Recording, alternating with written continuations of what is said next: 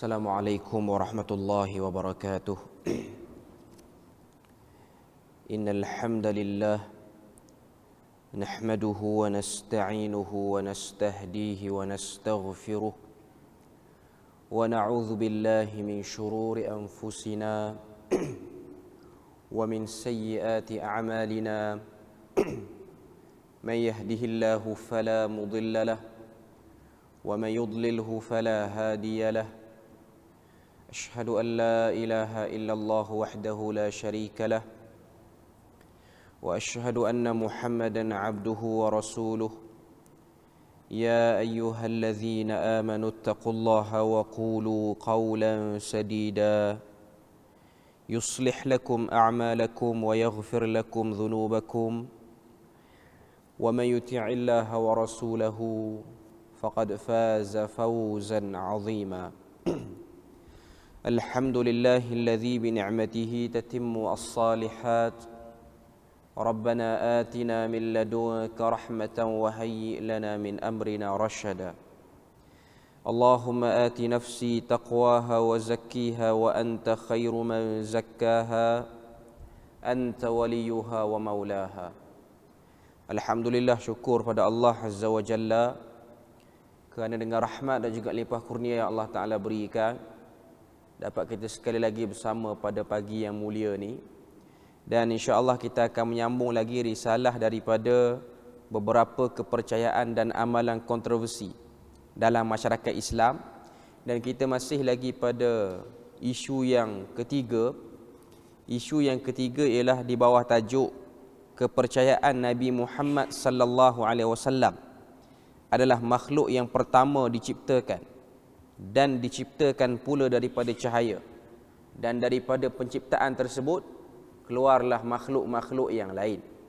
Yang mana sebelum ni, kuliah yang sebelum ni kita dah bahas beberapa poin yang berkaitan dengan isu ini, ataupun lebih mudah untuk kita faham isu ini ialah satu konsep yang disebut dengan konsep Nur Muhammad, dan keluar daripada konsep ini ialah kepercayaan berkenaan dengan wahdatul wujud.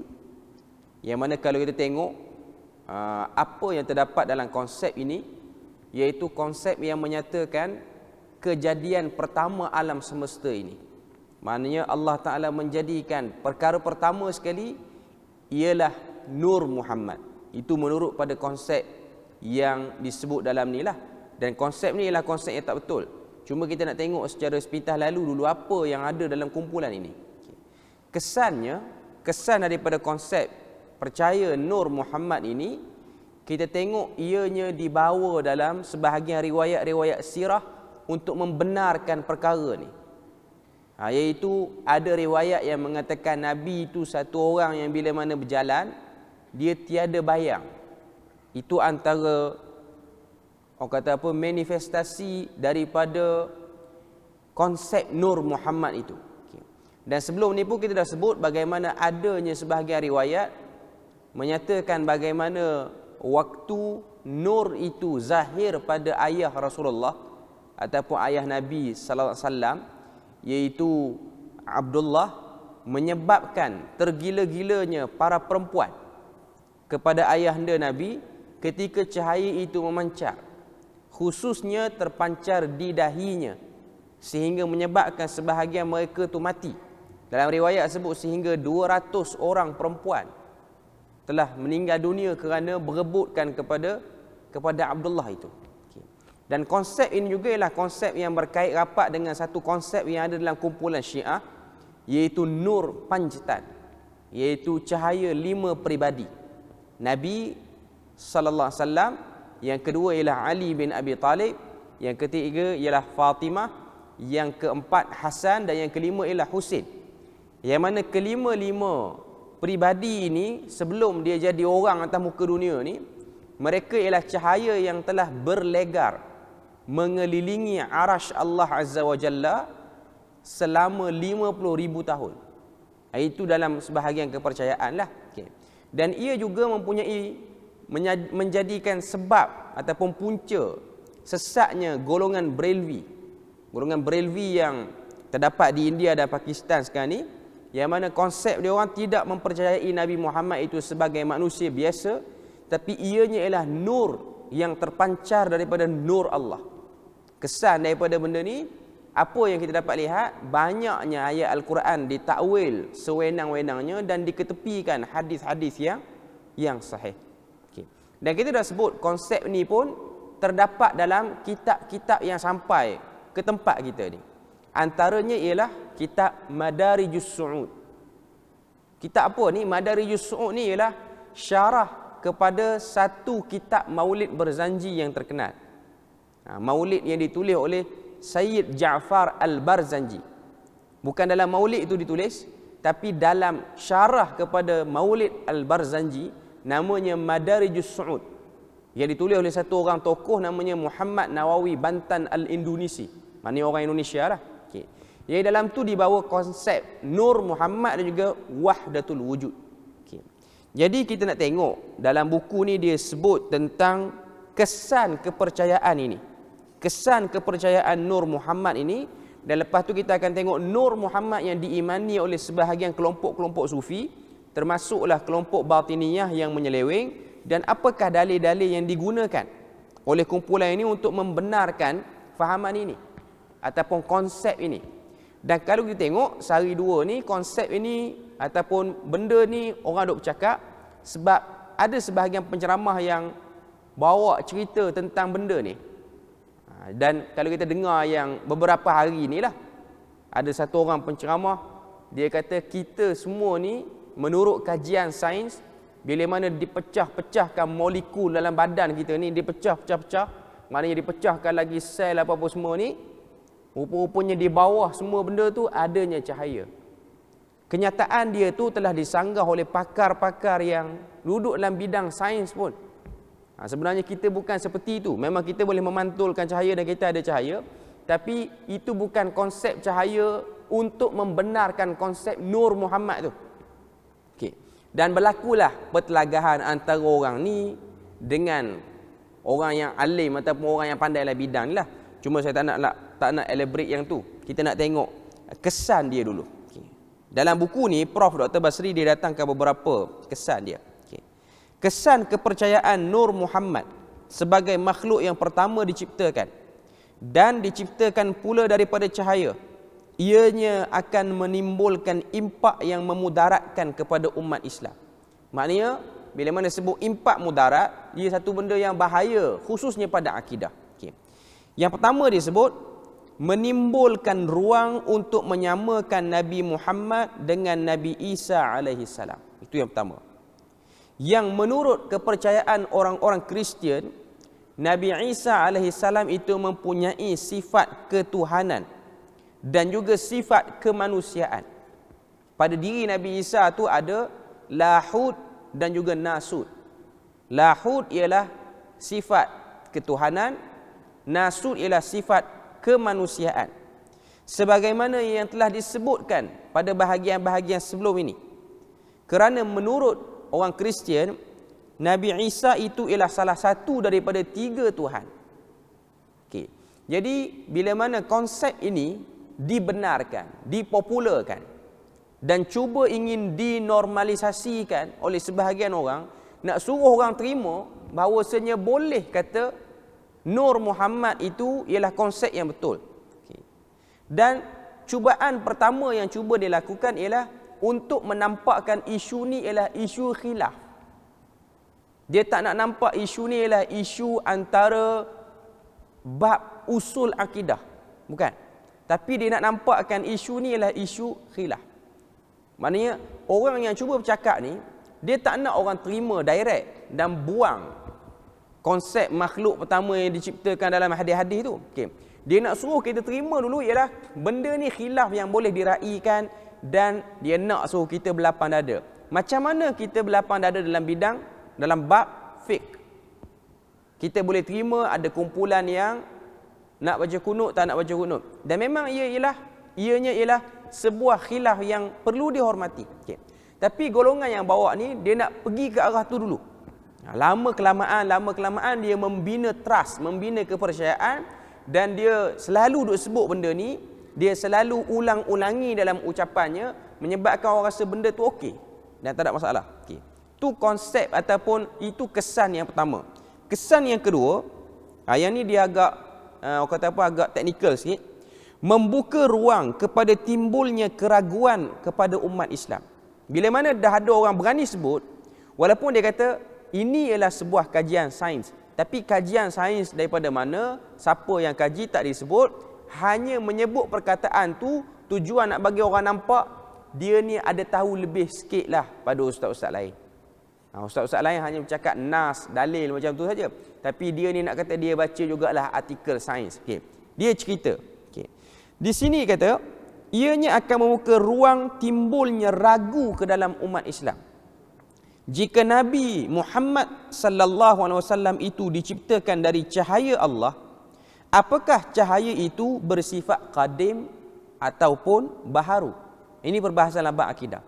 Kalau Allah Ta'ala ciptakan Nabi Muhammad itu ialah daripada cahayanya, okay, waktu Nabi dizahirkan, maknanya Nur Muhammad itu berpindah daripada daripada Allah Ta'ala berpindah pada Adam, berpindah sampailah kepada ibu Nabi iaitu Aminah, dan dapat pada Nabi yang dinamakan dengan nama Muhammad sallallahu alaihi wasallam itu. Bila mana cahaya itu terima pada Nabi, persoalannya yang akan ditimbulkan ialah dari segi falsafahnya, adakah Nabi itu qadim ataupun jadid? Nabi itu ialah satu zat yang qadim ataupun zat yang baharu. Jika ianya bersifat qadim, bermakna Nabi ialah seorang Rasul yang juga bersifat qadim. Maknanya pada diri Nabi itu berhimpun salah satu daripada bab ketuhanan, unsur ketuhanan, iaitu unsur qadim. Maknanya benda yang dah sedia ada. Okay. Apabila bersifat qadim, tidak mungkin akan mengalami kebinasaan dan kematian. Kalau satu benda tu disebut dengan qadim, macam kita duk belajar dalam ilmu akidah, Allah Ta'ala tu qadim, maknanya dia dah sedia ada. Kita tak soal. Macam mana yang disebut dalam Al-Quran, huwal awwalu wal akhiru wal zahiru wal batin. Okay. Jadi qadim itu berpindah pada Nur Muhammad, Nur Muhammad itu berpindah pada Nabi Muhammad. Okay. Sekarang ni Nabi yang kita tahu, Nabi wafat. Kuburnya pun ada di Madinah. Okay. Jadi kalau Nabi itu wafat, macam mana dengan unsur qadim yang ada dalam diri Nabi? Okay. Itu yang pertama yang ditimbulkan. Apabila bersifat qadim, maka ianya tidak lagi mungkin mengalami binasa dan kematian.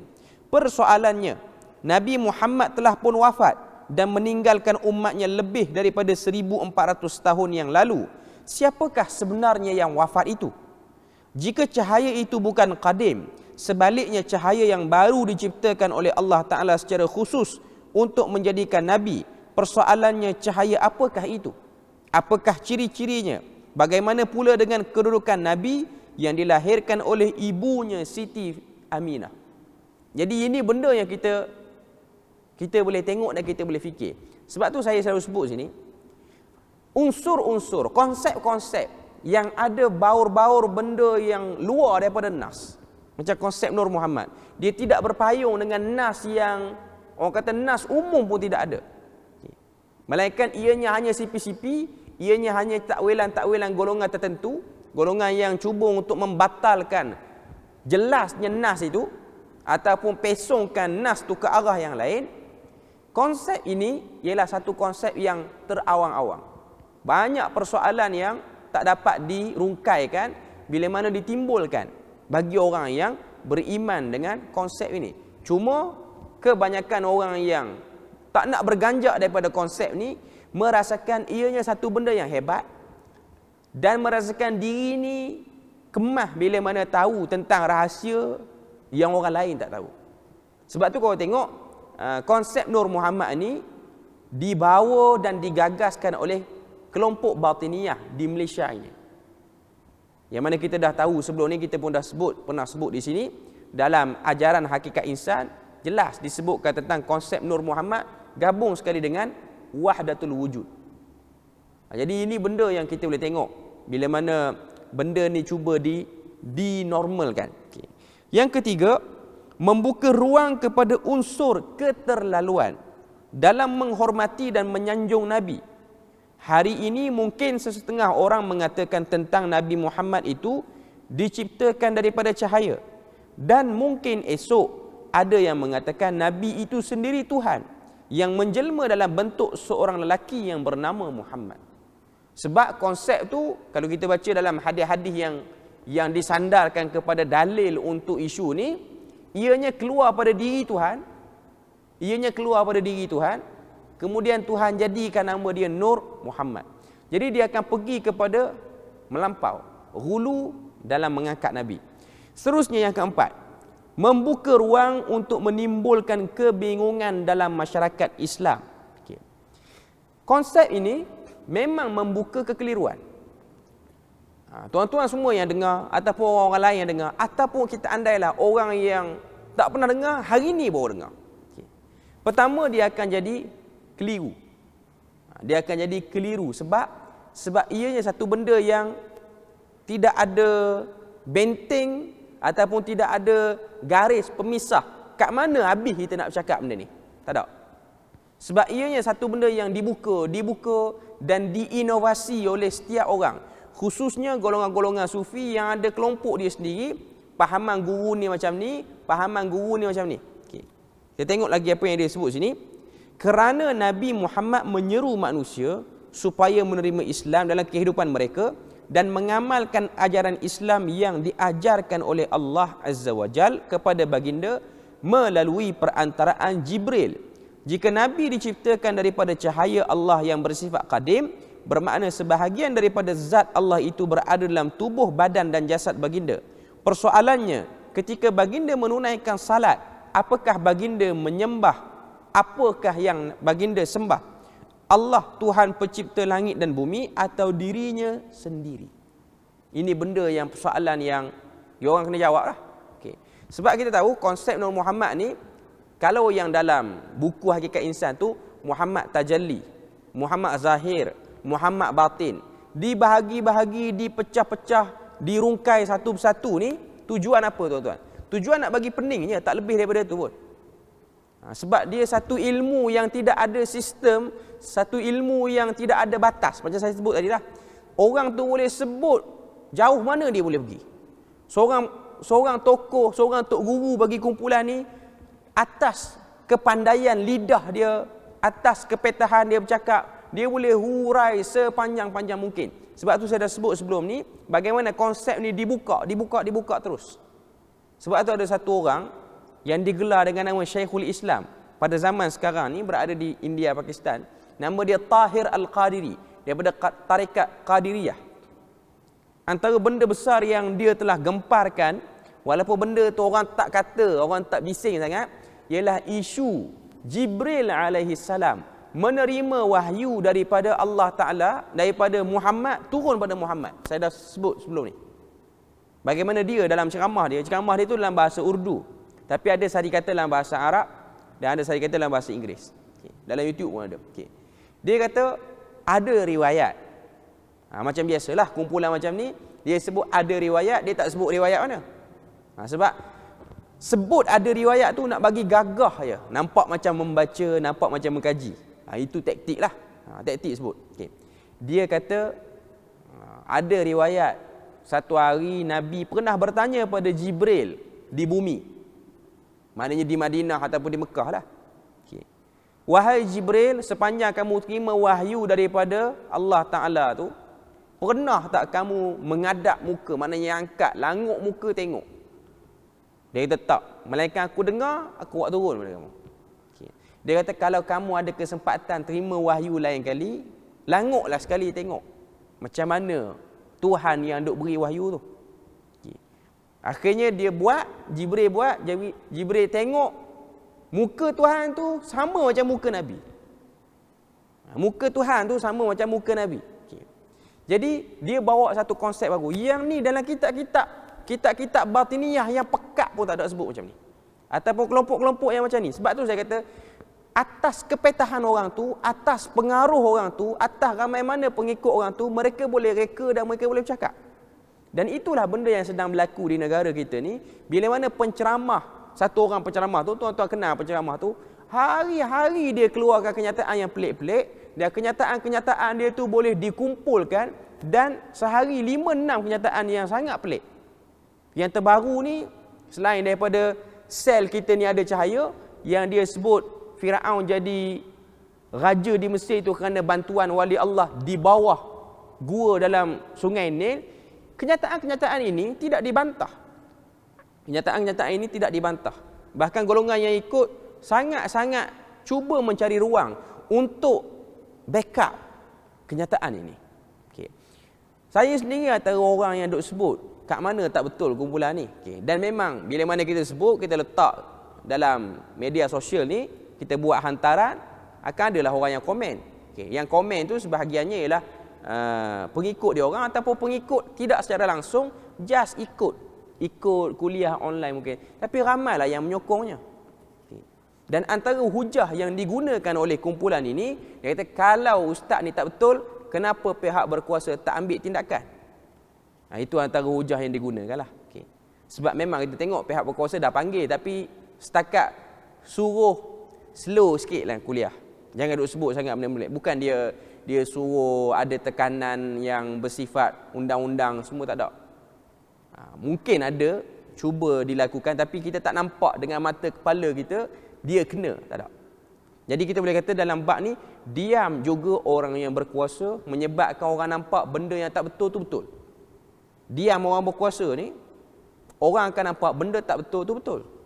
Saya nak balas komen tu, tapi fikir-fikir balik, tak payahlah, sebab komen tu pun fake account juga. Sebab nama-nama yang tak ketahuan hala dibuat, tujuannya lah untuk memang untuk serang lah pun. Okay. Sebab kalau kita guna hujah, ustaz ni tak pernah kena apa-apa tindakan pada pihak berkuasa menandakan dia betul. Kalau macam tu, orang yang ambil rasuah tak kena tangkap, rasuah tu betul. Sebab polis tak pernah tangkap dia orang, ataupun SPRI tak pernah tangkap. Sebab apa tak tangkap? Adalah dia punya benteng-benteng yang tak boleh dilanggar, sehingga menyebabkan pihak berkuasa pun tak berani ambil tindakan. Tak ditangkap satu orang, bukan makna kata betul benda yang dia sebut, ataupun benda yang dia sebut tu, benda yang dia buat tu. Okay. Itu konsep yang kita kena tahu dulu. Okay. Jadi balik pada isu Nur Muhammad ni, okay. Bila mana benda ni dibuka, dipercakapkan, dinormalkan, dulu kalau kita tengok, benda ni cuba ditekan. Pihak berkuasa di negara kita ni, JAKIM ke, Majlis Agama Negeri ke, bincang, buat persidangan tentang kesan amalan ini ataupun konsep ini. Antara yang agak terkehadapan membahaskan bab ni ialah Prof. Dr. Abdul Fattah Harun, rahimahullah, dah meninggal dah pun. Dia antara yang tulis, yang lawan, yang buat macam-macam. Buku dia diterbitkan, jawapan-jawapan dia orang kata apa, dipublish untuk orang tengok dekat mana yang tak betul. Dan dia tulis balasan balik kepada buku Hakikat Insan oleh Haji Ahmad Al-Asbana tu. Walaupun buku tu tebal, Hakikat Insan tu tebal, tapi ditulis oleh Prof. Abdul Fattah Harun tu nipis saja, nak katanya banyaknya benda yang dia tulis tu mengarut. Banyak benda yang dia sebut tu hanya andaian-andaian, takwilan-takwilan yang tidak ada sandaran yang kuat. Okay. Seterusnya, tadi persoalan yang ditimbulkan, kalau Nur Muhammad itu ianya satu benda yang kadim, waktu Nabi salat, Nabi sembah siapa? Sebab dalam diri Nabi tu ada unsur ketuhanan dah. Adakah Nabi sembah Allah Ta'ala atau Nabi menyembah dirinya sendiri? Okay. Itu yang keempat. Yang kelima, membuka ruang keraguan kepada umat Islam, kerana jika Nabi Muhammad diciptakan daripada cahaya, dan daripada cahaya itu diciptakan pula malaikat dan segala sesuatu yang ada di muka bumi ini, persoalannya kenapa Nabi Muhammad begitu takut kepada Jibril sesudah menerima wahyu buat kali pertama? Kan kita pernah dengar hadis kan? Hadis Nabi mula-mula terima wahyu, umur dah cukup 40 tahun, duduk dalam Gua Hira di Jabal Nur di Mekah, turun-turun wahyu, turun-turun Jibril. Jibril kata pada Nabi, Iqra. Lalu Nabi kata, ma ana biqari'in.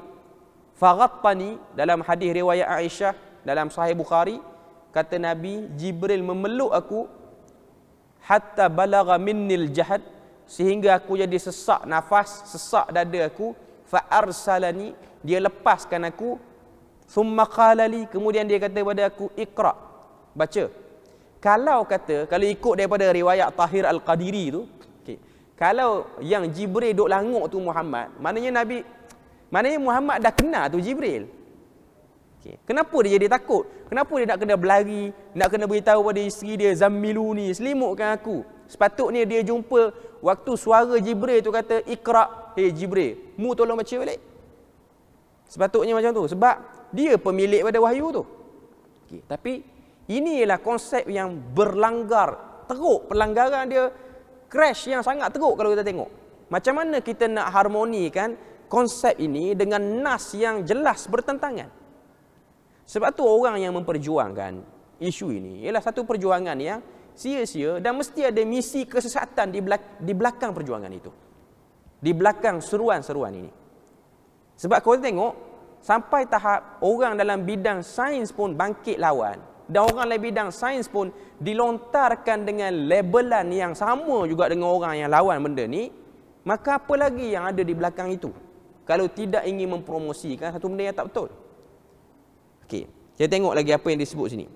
Sepatutnya baginda tidak perlu takut kerana malaikat Jibril itu diciptakan daripada cahaya baginda sendiri. Dan baginda pula pasti mengenalinya. Jika segala sesuatu diciptakan daripada cahaya Nabi Muhammad, sudah tentu ada istimewa dan lebih tertentu pada cahaya itu. Dan sudah tentu juga akan diciptakan daripada benda-benda yang baik, daripadanya benda-benda yang baik dan bukan benda-benda yang buruk. Ini juga membawa maksud manusia yang diciptakan daripada cahayanya juga adalah manusia yang baik-baik. Persoalannya apa yang kita lihat hari ini, terbahagi pula manusia itu kepada beberapa golongan. Kalau kita semua datang pada cahaya, cahaya Nabi ni mesti cahaya baik. Tapi daripada cahaya tu kita tengok, ada orang kafir pun. Ada yang kuat dalam kekafiran dia. Ada yang kafir dia, ada yang kafir hentam Islam. Macam di India sekarang. Modi tu kalau ikut kaedah Nur Muhammad ni, Narendra Modi, Presiden India tu, dia tu datang daripada ciptaan Nur Muhammad juga. Tapi apa sahaja yang jahat sangat pada orang Islam? Sedangkan cahaya Muhammad tu tak pernah sabar kita letakkan pada kejahatan. Sebab dia cahaya Nabi yang mulia. Sebab tu kita kata perkataan wasirajam munira dalam Al-Quran, perkataan yang datang dalam Al-Quran yang menunjukkan tentang sifat cahaya, ia bukanlah cahaya macam cahaya matahari tu. Ianya ialah sebuah kiasan. Ianya ialah sebuah majaz, sebuah balarah kepada terangnya risalah itu, kepada benarnya risalah tu. Maknanya kalau satu orang terima ajaran yang dibawa oleh Nabi Muhammad, akan mengangkat segala kejahilan, menenggelamkan segala kejahilan, sehingga orang yang ambil ilmu wahyu, dia dengar satu ilmu, dia akan rasa ada benda tak kena pada ilmu ni. Sebab tu konsep Nur Muhammad ni mudah terkena, dan kumpulan sasarnya ialah kumpulan yang memang tak jelas pada peringkat awal lagi isu akidah yang betul ni macam mana. Dia orang tak tahu daripada peringkat awal lagi apa yang membatalkan syahadah. Apa yang membatalkan dua kalimah syahadah. Sebab kalau tengok dalam 10 perkara yang membatalkan iman ni, antaranya ialah melampau angkat Nabi tinggi sangat. Sebab dalam kalimah syahadah, wa asyhadu anna Muhammadar Rasulullah, sebahagian riwayat Nabi ajar kepada sebahagian orang yang baru masuk Islam, qala wa asyhadu anna Muhammadar Rasulullah abduhu wa rasuluh. Sebahagian riwayat. Cuma kita tengok orang baru masuk Islam, dia suruh sebut asyhadu an la ilaha illallah wa asyhadu anna Muhammadar Rasulullah. Habis itu.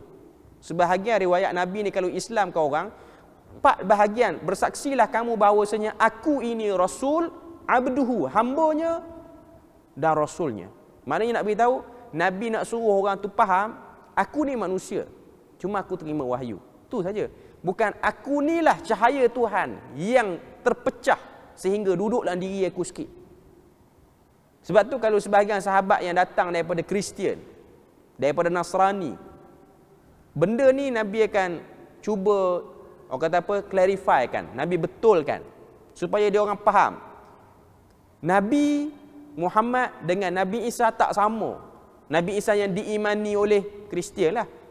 Dua-dua orang tu samalah, Nabi Muhammad dengan Nabi Isa, dua-dua Nabi dan Rasul lah. Okay. Cuma konsep yang diimani dalam Kristian terhadap Nabi Isa, adanya unsur lahud dan nasud. Okay. Dan kalau kita tengok, orang Kristian ataupun golongan ahli kitab sendiri, dalam zaman Nabi lah, okay, mereka sendiri berdalilkan daripada nas. Kenapa Nabi Isa tu dikatakan sebagai unsur ketuhanan? Sebab dalam Al-Quran sendiri pun sebut, ni orang kata apa kalau kita tengok hujahan mereka, Quran sendiri pun sebut wa nafakhna min ruhina. Allah Taala kata, dan kami tiup daripada roh kami ke dalam perut Maryam. Dia kata yang masuk dalam perut Maryam tu ialah bahagian daripada tiupan Tuhan. Tiupan tu ialah bahagian ketuhanan. Okay. Jadi itu antara argumen yang digunakan. Nanti kita akan tengok pada analisis dalil nanti. Okay. Seterusnya, yang keenam, kesan keimanan ini ataupun kesan percaya pada konsep ini ialah menimbulkan ruang ragu kepada masyarakat dan ummah kerana berdasarkan kepada keterangan Al-Quran, As-Sunnah dan buku-buku sejarah, Nabi Adam dikenali dengan nama Abul Bashar, iaitu bapa manusia, yang bererti tidak ada manusia yang diciptakan sebelum daripada baginda. Sebaliknya, baginda merupakan manusia pertama sekali daripada kalangan generasi manusia. Tugas baginda di muka bumi diketahui dengan jelas dan juga kisah hidup baginda. Persoalannya, jika Nabi Adam merupakan makhluk yang pertama sekali diciptakan, apakah tugas baginda pada masa itu? Bagaimana kehidupan baginda? Bagaimana pula Nabi Muhammad dilahirkan di Makkah oleh Siti Aminah? Siapakah baginda ini? Jelmaan daripada Nabi Muhammad yang kedua atau bagaimana? Sebab konsep ni memang ada dalam kumpulan Wahdatul Wujud sahaja. Okay. Sekarang kita nak tengok dalil-dalil yang sempatlah, dalil-dalil yang digunakan untuk menyokong kepercayaan ni. Dalil yang digunakan yang pertama ialah surah Al-Maidah ayat yang ke-15. Iaitu ayat berbunyi, ya ahlal kitab qad ja'akum rasuluna yubayyinu lakum katsiran mimma kuntum tukhfuna minal kitabi wa ya'fu 'an katsir qad ja'akum minallahi nurun wa kitabun mubin. Ayat ni, ayat 15 surah Maidah digunakan sebagai dalil kata nur Muhammad tu ada. Ayat ni Tuhan kata, ya ahlal kitab, wahai ahli kitab, qad ja'akum rasuluna, telah datang kepada kamu rasul kami. Yubayyinu lakum, rasul kami itu merujuk pada Nabi Muhammad, menerangkan kepada kamu katsiran mimma kuntum tukhfuna minal kitab, banyak benda yang telah kamu sembunyikan yang terdapat dalam kitab-kitab suci terdahulu. Wa ya'fu 'an katsir, dan dia datang dengan risalah untuk membawa kemaafan daripada Tuhan, keampunan daripada Tuhan, sekiranya kamu nak terima risalah yang dibawa. Qad ja'akum minallah, sesungguhnya telah datang pada kamu nurun. Perkataan nur itulah yang dijadikan sebagai istidlal, kata nur Muhammad. Telah datang pada kamu cahaya Nabi Muhammad daripada Allah, wa kitab, dan juga kitab mubin, yang jelas, terang kenyataannya. Okay. Perkataan nur itu apa dia? Okay, kita tengok analisis. Ulama berselisih pendapat tentang maksud cahaya yang terdapat dalam ayat di atas. Adakah ianya bermaksud Al-Quran, nur itu dengan maksud Quran, ataupun maksud Islam? Itu yang kedua. Ataupun maksud Rasulullah. Dalam tafsir Al-Baydawi, Al-Baydawi kata maksud cahaya dalam ayat ini, Maidah 15, ianya ialah Quran. Kerana ia menghapuskan gelap, ragu, sesat dan kitab yang jelas sekali mukjizatnya. Tetapi ada kumpulan yang mengatakan ianya ialah bermaksud Nabi Muhammad. Okay. Itu Baydawi. Maknanya Baydawi sendiri dah kata ada kumpulan mengatakan nur itu ialah Muhammad. Zaman tu ada dah konsep tu. Konsep tu dah dibawa. Maknanya serangan tu dah berlaku. Kemudian Ibnu Katsir. Ibnu Katsir ni paling banyak dan kita selalu dengar lah. Okay. Dalam tafsir Al-Quran Al-Azim. Dia kata yang dimaksudkan dengan cahaya di atas ialah Al-Quran yang diturunkan kepada Nabi Muhammad. Ia berfungsi sebagai jalan kejayaan, keselamatan dan manhaj istiqamah bagi orang yang mencari keredaan Allah. Okay. Itu Ibnu Katsir. Ibnu Katsir tafsir itu Quran. Qad ja'akum minallah nurun, nur itu Quran. Kemudian tafsir Al-Alusi, tafsir Ruhul Ma'ani. Okay. Al-Alusi menyatakan cahaya dalam ayat ini ialah Nabi Muhammad. Al-Alusi dia sebut, dia kata cahaya itu ialah Nabi Muhammad. Memang tafsir Ruhul Ma'ani ni dia lebih kepada kecenderungan dia ialah ke arah kesufian. Okay.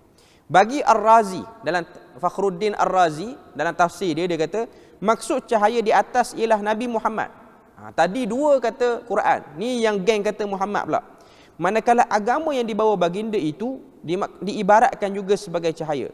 Begitu juga dengan keterangan yang disampaikan baginda kepada umat manusia juga diibarat sebagai cahaya. Okey.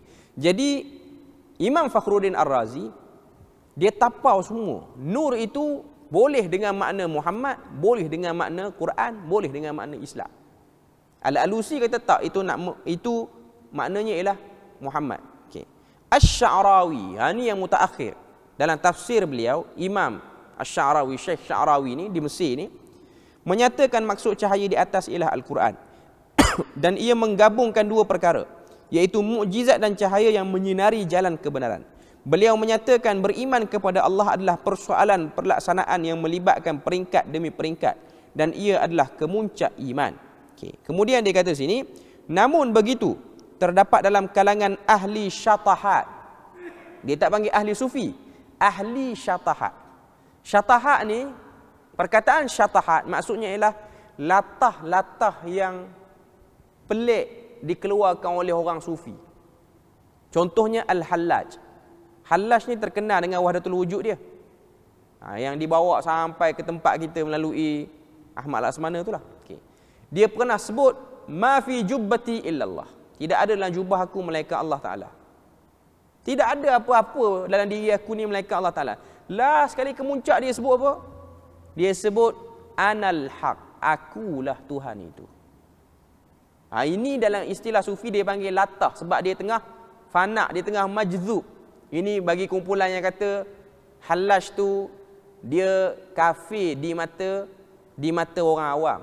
Tapi di sisi Tuhan kita tahu, ini kumpulan yang nak kata kawan tu betul jugalah. Konsekuensinya nak kata kawan tu betul. Itu aja kataan dia. Okay. Tapi ulama-ulama pada zaman tu memang mengambil tindakan lah pada perkataan itu. Dan idea ni dibawa sampailah kepada tempat kita. Di tempat kita ni dia panggil ilmu hakikat ataupun ilmu makrifat, ilmu hakikat insan. Okay.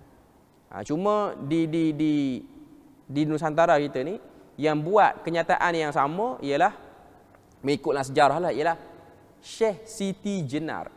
Tuan-tuan pernah dengar ini cerita di tanah Jawa. Yang kita pernah dengar mungkin Wali Songo apa semua tu. Dia ada dalam kumpulan tu seorang nama dia Syekh Siti Jenar. Okay. Ilmu yang dibawa dalam bahasa Jawanya dipanggil dengan Manunggaling Kaula Gusti. Ilmu ni ada orang duk beramal di Malaysia ni. Tapi dia guna platform perniagaan. Ini yang baru ni. Ini yang baru tapi masih lain siasatan lagi. Okay. Cuma konsep dia sama. Manunggaling Kaula Gusti itu bahasa Jawa. Saya pun tak pasti maksud dia apa. Tapi konsep dia samalah. Konsep dia ialah wahdatul wujud juga. Sama je dalam tu pun. Okay. Cuma dia ni ialah orang yang sebut benda sama macam Al-Hallaj sebut anal haq. Dia nak sebut yang tu. Dan dia ni ada macam-macam karamah lah. Boleh terbang sana sini, boleh pergi mana-mana. Okay. Yang tu cerita lain pula lah. Terbang tu sebab apa? Betul ke kerana karamah ataupun kerana sihir jin apa semua? Okay. Cuma nak katanya Sya'rawi dia kata, terdapat sebahagian ahli syatahat yang mengatakan maksud cahaya itu ialah Nabi. Kita suka menyatakan tidak ada halangan kalau Nabi itu adalah cahaya, meskipun nas di atas melibatkan syatah sufi. Ini agar kita tidak terjebak dalam perbincangan yang tidak berkesudahan dengan orang yang mengatakan Nabi itu bukan cahaya. Kerana baginda diciptakan daripada bahan dan akan ada orang yang menolaknya dengan mengemukakan hadis Jabir. Apakah makhluk yang pertama sekali diciptakan? Nabi menjawab cahaya Nabi. Okay. Ini ialah satu riwayat yang selalu digunakan jugalah. Kemudian As-Sam'ani dan lain-lain juga menyebutkan benda yang sama, bahawasanya maksud nur itu ialah Al-Quran. Kemudian ada lagi dalil lain dalam surah Al-Ahzab ayat 46. Okay. Cuma saya nak katanya dalil-dalil ni dalil pada ayat Quran. Okay. Nak katanya saya sebut yang ni supaya kalau kita jumpa kumpulan macam ni ataupun jumpa huraian-huraian macam ni, okay, dia orang gunakan dalil yang paling popular ataupun sumber yang paling popular, iaitu Quran. Hadis, kalau dia orang baca hadis, kita sekarang ni walaupun kita ni taklah belajar hadis tinggi mungkinlah, tapi kalau kita dengar hadis tu macam pelik, kita dah boleh cam lain macam hadis dia ni. Sebab hadis tentang Nur Muhammad ni ialah hadis yang panjang. Saya dah pernah cerita sikit baru ni, iaitu hadis yang menceritakan bagaimana Allah Ta'ala bila mana dia tu nak namakan diri dia Allah, Tidak ada nama pada waktu tu melainkan ana anta anta ana. Ini dalam hadis tu panjang. Sehingga Allah Taala jadikan nur dia, lepas tu daripada nur dia keluar nur Muhammad, daripada nur Muhammad tu first makhluk yang dijadikan apa dia? Burung merak dulu. Itu hadis. Burung merak tu dah jadi elok, Tuhan bagi dia satu cermin. Dia tengok cermin, dia malu dengan cantiknya badan dia, dia berpeluh. Titisan pertama jadi roh para nabi dan rasul. Titisan kedua jadi malaikat. Titisan ketiga jadi bukit bukau. Okay. Yang ni kalau orang tu dia baca depan kita pun dengar semacam. Tak ada satu kerja Tuhan ni nak jadikan makhluk, nak kena jadi burung merak dulu. Okay. Baru nak jadi makhluk-makhluk lain. Okay. Yang tu kita, kalau orang baca, kita boleh tolak lah sebab kita rasa hadis tu pun sakan sangat cerita. Okay. Tapi kalau orang baca dalil Quran, dia kata apa, dia punya pandai pecahkan dalil tu, kita akan rasa dia sebut benda betul. Sebab tu dalam Quran Allah Ta'ala beri peringatan dalam surah Ali Imran tentang golongan-golongan yang yalwuna alsinatahum bil kitab litahsabuhu minal kitab wama huwa minal kitab. Ini ayat ni tuan-tuan kena tanda. Ada sebahagian ahli kitab yang sesat zaman Nabi ni, mereka ada kepandaian petah sungguh bercakap. Waktu dia bercakap, dia baca ayat-ayat daripada kitab, mereka meliuk lintukkan lidah. Yaluna alsinatahum tu maksudnya meliuk lintukkan lidah dia orang, sehingga bila mana dia baca, orang duk ingat tu isi kitab. Tuhan kata, litahsabuhu minal kitab. Sehingga orang dengar, orang rasa hebat dia syarah. Wa ma huwa minal kitab. Allah Ta'ala kata, sedangkan ia bukan daripada kitab pun. Sebab itulah hari ni kesesatan dia jadi orang boleh terima sebab apa? Sebab yang bawa kesesatan itu ialah orang yang petah, bukan orang gagap duduk atas meja ni. Kalau gagap, payah orang nak terima. Ataupun bercakap, terketa-keta, orang tak terima. Orang tak nampak keyakinan. Tapi orang yang membawa kesesatan ialah orang yang sangat yakin. Waktu dia bercakap, petah bahasanya, mudah. Dia, orang kata apa, precise. Konsep Nur Muhammad yang payah tu, dia precise, sehingga kita nampak mudah. Dan akhirnya kita terpikat dengan apa yang dia sebut. Tambah pula amalan yang dibawa ataupun benda yang dia kempen itu ialah benda yang disulami dengan kajian-kajian sains yang didakwa. Macam yang kawan tu baru ni lah. Dia kata sekarang ni ada kajian sains. Sebenarnya kita boleh tolak mentah-mentah sebab dia tak sebut kajian sains mana. Dan kalau dia boleh sebut kajian tu pun, kita kena tahu dalam ilmu sains pun dia ada berhadapan dengan pseudo sains. Sains yang tipu palsu. Walaupun kajian tu dibuat dalam lab, dalam makmal pun. Itu benda yang kita tahu. Cuma nak katanya antara sebab kesesatan dia boleh mendapat tempat dalam masyarakat hari ini ialah kerana petahnya lidah yang menyampaikan kesesatan. Dan orang yang bawa kebenaran ni kadang-kadang takut. Tak nak keluar, takut kena kecam. Dah fikir dah, tak sebut lagi, dah takut dah kena kecam. Lepas tu bila mana dah keluar, cakap pula tergagak-gagak, terketa-keta, tak macam bersama kebenaran. Tu antara kelemahan dia lah. Antara benda yang kita boleh tengok. Okay. Jadi ini antara kekuatan kesesatan. Sebab tu ada sebahagian kata-kata orang kata kebenaran ini boleh jatuh dengan kesesatan yang tersusun. Kesesatan tu sesat, tapi dia susun tu cantik. Dia cari player-player yang kemah waktu menyampaikan kesesatan tu. Jadi orang nampak yang sesat itu betul. Yang sedang membetulkan itulah sesat dan pemecah belah. Okay. Jadi alhamdulillah kita dah selesai untuk isu yang ketiga ni. InsyaAllah pada kali yang akan datang, pada bulan seterusnya, kita akan masuk isu yang paling panjang dalam risalah ni, kepercayaan sebahagian masyarakat terhadap Nabi Khidir. Adakah ia masih hidup dan boleh ditemui sehingga menunaikan hajat orang-orang tertentu, dan adakah benar Nabi Khidir itu satu orang Nabi yang tak pernah mati kerana dakwaan pernah minum ainul hayah, air kehidupan. Kawan yang sehari dua ni duk kata Firaun jadi raja kerana waliullah ni pun dulu pernah sebut juga hal ni.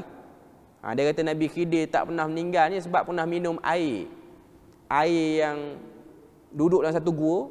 Waktu tu Zulkarnain, dia tak tahu bahawa waktu tu Nabi Khidir jadi menteri pada Zulkarnain. Tengok dia punya sulam cerita bagi cantik. Orang nampak macam sezaman kedua orang ni. Okay. Cuma nak katanya Zulkarnain tak dapat minum, yang tu dapat minum. Sebab tu kita akan tengok orang buat dakwaan, Nabi Khidir sampai ke mana? Sampai ke Terengganu. Ada orang buat dakwah. Di surau ni Nabi Khidir pernah sampai. Nabi Khidir mana? Wallahu a'lam. Cuma itu isu yang panjang. Dalam buku ni paling panjang. Sebab tu dalam Al-Quran Allah Ta'ala datangkan juga cerita Nabi Khidir dalam surah Kahfi. Dan surah Kahfi itu disebut sebagai benteng Dajjal sebab antara sifat Dajjal mengelabui maklumat.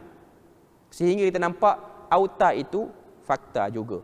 Jadi berpada situ untuk pagi ini, moga Allah Ta'ala beri pada kita rahmat dan juga berkat. Subhanakallahumma wa bihamdik, asyhadu an la ilaha illa anta wa astaghfiruka wa atubu ilaik.